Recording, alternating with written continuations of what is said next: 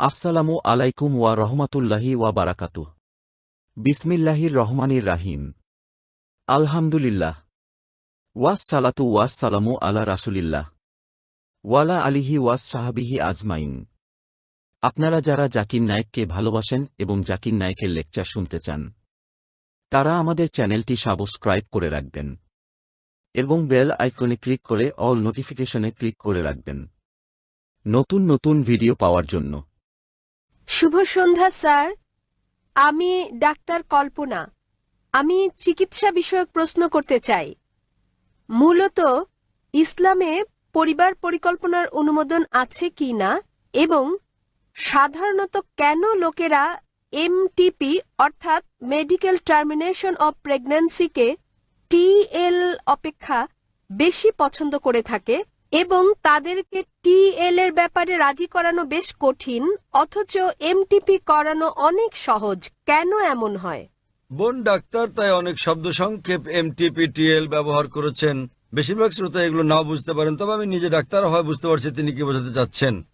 বোন প্রশ্ন করেছেন ইসলামে পরিবার পরিকল্পনা সম্পর্কে, যে কেন মুসলিমদের টিএল অর্থাৎ টিউবার লাইগেশন মানে স্থায়ী পরিবার পরিকল্পনা পদ্ধতির চেয়ে এমটিপি অর্থাৎ মেডিকেল টার্মিনেশন অব প্রেগন্যান্সিতে রাজি করানো সহজ।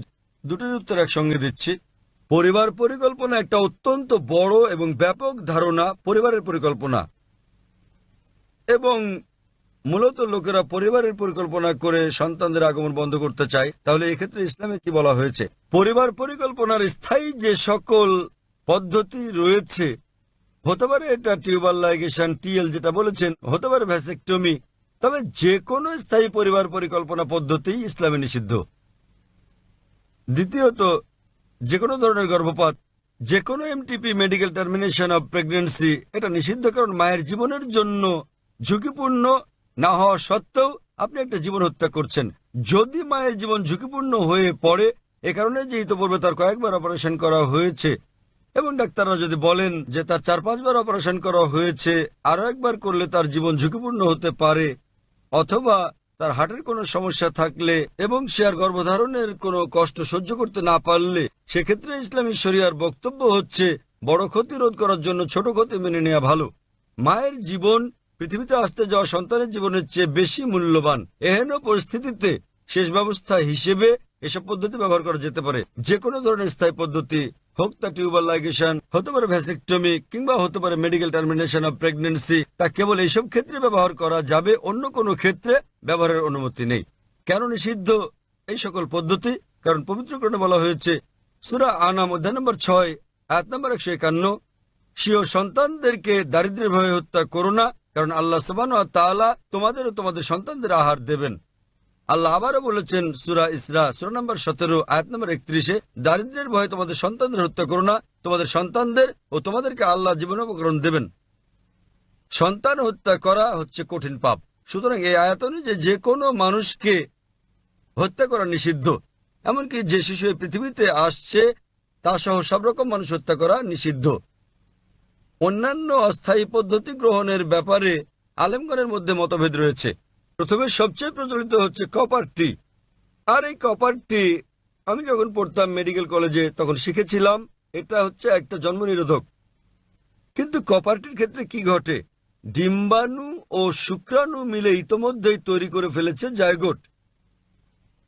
কিন্তু এই কপার টি জায়গোটকে জরায়ুর দেয়ালে ঝুলে থাকতে বাধা দেয়, মাতৃগর্ভের দেয়ালে লেগে থাকতে বাধা দেয়। তাই এটা খুবই আগাম গর্ভপাত ছাড়া কিছুই নয়। সুতরাং ইসলাম মতে যারা চিকিৎসা বিজ্ঞান সম্পর্কে জানেন তাদের ধারণায় কপারটিও নিষিদ্ধ। অন্যান্য অস্থায়ী পদ্ধতিগুলোর ব্যাপারে হতে পারে কন্ডম, হতে পারে অন্যান্য কোনো পদ্ধতি, মতপার্থক্য আছে। একদিন এক ব্যক্তি আমাদের নবীর কাছে এসে বললেন যে আমি করে থাকি আজল অর্থাৎ রতি বিরতিকরণ, এমন অবস্থায় বন্ধ করি যাতে নির্গত তরল স্ত্রী দেহে প্রবেশ করতে না পারে। এবং নবী চুপ ছিলেন। যেসব লোক কোনো অস্থায়ী ব্যবস্থার পক্ষে তারা বলেন নবী চুপ ছিলেন মানে অনুমতি দিয়েছেন, অন্য দল বলছে নবী চুপ ছিলেন মানে অনুমতি দেননি। মতপার্থক্য রয়েছে। তবে এখন আমি ফিরে যাব, কেন একজন মানুষ পরিবার পরিকল্পনা গ্রহণ করতে চায়, এটাই আমার মূল প্রশ্ন। সাধারণত একজন ডাক্তার কারো মাথা ব্যথা হলে তাকে অ্যাসপিরিন দেন, ক্রোসিন দেন। এটা কিন্তু প্রতিকার নয়, এটা একটা লক্ষণ ভিত্তিক চিকিৎসা। ব্যথার মাত্রাটা বাড়িয়ে দেয় যাতে আপনি ব্যথাটা অনুভব করেন না, কিন্তু এটা রোগের প্রকৃত নিরাময় নয়। জীবাণু ধ্বংস করাই হচ্ছে নিরাময়ের সর্বোৎকৃষ্ট উপায়। সুতরাং প্রথমে আমাদেরকে খুঁজে বের করতে হবে কেন মানুষজন পরিবার পরিকল্পনা গ্রহণ করতে চায়। যেসব কারণ খুঁজে পাওয়া যায় সেগুলোকে দুটো বড় ক্যাটাগরিতে ভাগ করা যায়। প্রথম ক্যাটাগরি হচ্ছে দারিদ্র্য। আপনি জানেন আমি দরিদ্র, যদি আমার অনেক সন্তান হয় তাহলে আমার নুনান্তে পান্তাপূর্ণর অবস্থা, অনেক সন্তান হলে মারাই পড়ব। অপর দলটা হচ্ছে ধনী, আমার অনেক টাকা আছে, তবে আমি আমার সন্তানকে ডাক্তার বানাতে চাই, আমার সন্তানকে ইঞ্জিনিয়ার বানাতে চাই। তারা এজন্যই পরিবার পরিকল্পনা করেন যাতে সন্তানকে ভালোভাবে মানুষ করতে পারেন। ইনশাল্লাহ দুটোই আলোচনা করব। প্রথম ক্যাটাগরির মানুষের কথা বলি, তারা দরিদ্র শ্রেণীর। ইসলামে এই সমস্যার সমাধান রয়েছে। ইসলাম ধর্মের তৃতীয় স্তম্ভ হচ্ছে জাকাত। প্রত্যেক ধনী ব্যক্তি যাদের সম্পদ নিসাব লেভেলের উপরে আছে, যাদের আছে 85 গ্রামের বেশি স্বর্ণ বা সমপরিমাণ, তাদের প্রত্যেক চান্দ্র বছরে অতিরিক্ত সম্পদের 2.5% দান করতে হবে। প্রত্যেক ধনী ব্যক্তি যদি জাকাত দেয় দুনিয়া থেকে দারিদ্র্য ঘুচে যাবে, একটি মানুষও আর না খেতে পেয়ে মারা যাবে না। সুতরাং যদি আপনার সমস্যা দারিদ্র হয়ে থাকে, ইসলামে তার সমাধান আছে। এবং যে ব্যক্তি জাকাত নেবে সমাজে সে ছোট হয়ে যাবে না। আর যে ধনী ব্যক্তি জাকাত দেন তিনিও দরিদ্রকে দয়া করছেন না, কারণ সম্পদ আল্লাহর দান, জাকাত দেয়া তার কর্তব্য। তিনি গরিবদের করুণা করছেন না। এবং গরিব লোকেরা যখন জাকাত নেয় এটা কোনো করুণা ভিক্ষা নয়, বরং এটা তাদের অধিকার। সুতরাং দারিদ্র্যই যদি সমস্যা হয় তাহলে আমাদের বাধ্যতামূলক দান অর্থাৎ জাকাত দিয়ে এর সমাধানের উপায় আছে। বিশ্বের সকল ধনী মানুষ যদি জাকাত দেয় দারিদ্র্য দূর হয়ে যাবে এবং একজন মানুষ আর ক্ষুধার জ্বালায় মারা যাবে না। এখন আসি কোরআনের আয়াতে, যা আমি আগে বলেছি, দুটো আয়াত, সূরা আনাম অধ্যায় 6 আয়াত নম্বর 151 এবং সূরা ইসরা অধ্যায় নম্বর 17 আয়াত নম্বর 31। উপর থেকে দেখতে একরকম মনে হলেও চক ও পনিরের পার্থক্য আছে। প্রথম আয়াত সূরা আনাম অধ্যায় 6 আয়াত নম্বর 151 বলছে, স্বীয় সন্তানদের হত্যা করো না দারিদ্র্যের কারণে, কারণ আল্লাহ সুবহানাহু ওয়া তাআলা তোমাদের ও তোমাদের সন্তানদের আহার দেবেন। সূরা ইসরা অধ্যায় নম্বর 17 আয়াত নম্বর 31 বলছে, দারিদ্র্যের ভয়ে তোমাদের সন্তানদের হত্যা করো না, কারণ তোমাদের সন্তানদের ও তোমাদের আল্লাহ সুবহানাহু ওয়া তাআলা জীবনোপকরণ দেবেন। একটু পরিবর্তন হয়েছে। প্রথম আয়াতে বলা হয়েছে তোমাদের ও তোমাদের সন্তানদের, সূরা ইসরায় বলা হয়েছে তোমাদের সন্তানদের ও তোমাদের। বাহ্যিক দিক থেকে দেখলে দুটো আয়াত একই। এখন প্রশ্ন হচ্ছে কেন আল্লাহ সুবহানাহু ওয়া তাআলা স্থান বদল করলেন? সবকিছুর পেছনে রয়েছে হিকমত।